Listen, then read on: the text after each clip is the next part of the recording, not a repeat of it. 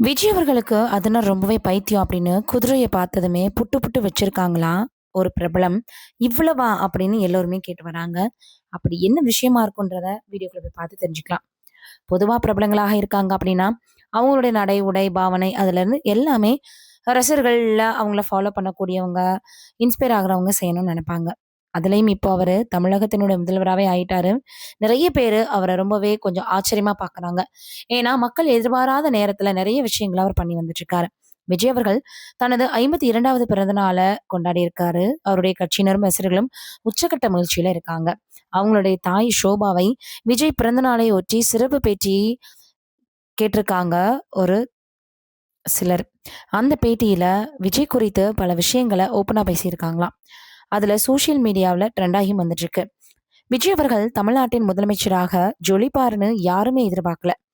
அவங்களால எதுவுமே செய்ய முடியாதுன்னு சொன்னவங்க கூட இன்னைக்கு மிகப்பெரிய அளவுல அவர் செய்யக்கூடிய செயல் மூலமா தரமான ஒரு பதிலடி குடுத்துட்டு இருக்காருன்னு சொல்லலாம். சிஎம் ஆன பிறகும் கூட அவரது செயல்பாடு கடுமையா விமர்சிக்கப்படுது. அதை பார்த்த தாவேக்காவினரோ இப்படித்தான் முதல்ல எல்லாருமே பேசுனாங்க. சிஎம் ஆகி பதில் கொடுத்தாரு. இப்போது செயல்பாட்ட விமர்சிக்கிறாங்க. அதையும் விரைவிலேயே சரி செஞ்சுக்கிட்டு இன்னமுமே ஜொலிக்க போறாருன்னு நம்பிக்கையோட சொல்றாங்க. விஜய் அவர்களுக்கு எப்போதுமே ஒரு விஷயத்த சீக்கிரம் கத்துக்கணும் அப்படின்ற ஒரு தன்மை சினிமாவுல அவருடைய கெரியருக்கு தொடக்கத்துல இருந்தே இருக்குது. அதன் காரணமாகத்தான் அடுத்தடுத்து அவரால வெற்றி படங்கள கொடுக்க முடிஞ்சதுன்னு சொல்லலாம். அதே போலதான் அரசியலுக்கும் வந்த பிறகும் பல விஷயங்கள உடனே உடனே கத்துக்கிட்டு அத ரொம்ப அழகா செஞ்சு வந்துட்டு இருக்காரு. அத வெளிப்படுத்தவும் செய்றாருன்னு அவருடைய கட்சியினரும், ஆதரவாளர்களும் தொடர்ந்து சொல்லி வராங்க. இந்த சூழல் இப்படி இருக்க, தமிழ்நாடு முதலமைச்சரான பிறகும் தன்னுடைய முதல் பிறந்த நாளை இன்று அவர் கொண்டாடியிருக்கிறார். அதையொட்டி தமிழ்நாடு முதல்வர்கள் கொண்டாட்டங்கள் தமிழ்நாடு முழுக்க முதல்வர் பிறந்தநாள் கொண்டாட்டம் களை கட்டியிருக்கு. ஏராளமான நலத்திட்ட உதவிகளும் வழங்கப்பட்டிருக்கு. அவருக்கு விவிஐபிக்கள், செலிபிரிட்டிகள், ரசிகர்கள்னு தொடர்ந்து தங்களது வாழ்த்துக்களை தெரிவிச்சு வராங்க. இந்த நிலையில விஜய் அவர்களினுடைய தாய் கொடுத்திருக்கக்கூடிய ஒரு பேட்டி, அதுல அவங்க பேசக்கூடிய விஷயம் ரொம்பவே கவனத்தை ஈர்த்திருக்கு. சினிமாவுல அவருடைய டயலாக் பேசுவது, பாடல்கள் பாடுவது எல்லாம் ஒரே டேக் தான். நடனத்த அவரு கத்துக்கிறதவே கிடையாது. அவருக்கு ரிதம் குறித்த ஞானமும் இருக்கு. அது அவருக்கு கை கொடுக்குது. எங்கள் ஏரியாவுல திவாகர் மாஸ்டர் என்பவரிடம் கிட்ட அவரு மிகப்பெரிய அளவுல வந்து பார்த்தீங்கன்னா, கிட்டார் வாசிக்கவும் கத்துக்கிட்டாரு.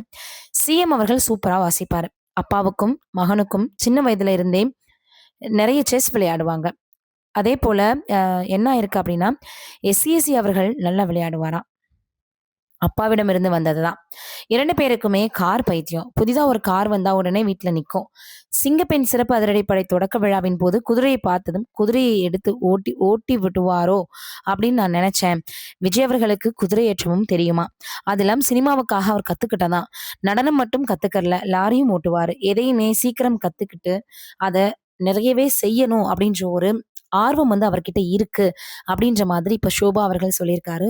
ஆக மொத்தத்துல நம்முடைய தமிழக முதல்வர் எந்த ஒரு சின்ன விஷயமா இருந்தாலும், பெரிய விஷயமா இருந்தாலும் கத்துக்கறணும்னு நெனைச்சாருன்னா, ஆர்வத்தோட கத்துக்குவாருன்றது இதுலருந்து தெரியுது. இந்த எண்ணம் வந்து ஒரு நல்ல எண்ணம் தான். அதையும் தாண்டி தன்னுடைய ஃபேமிலியையும் அவர பார்க்கணும் அப்படின்றது தான் இப்ப எல்லோருமே சொல்லி வராங்க. நீங்க என்ன நெனைக்கிறீங்க இத பற்றினத? மறக்காம கமெண்ட்ல சொல்லுங்க.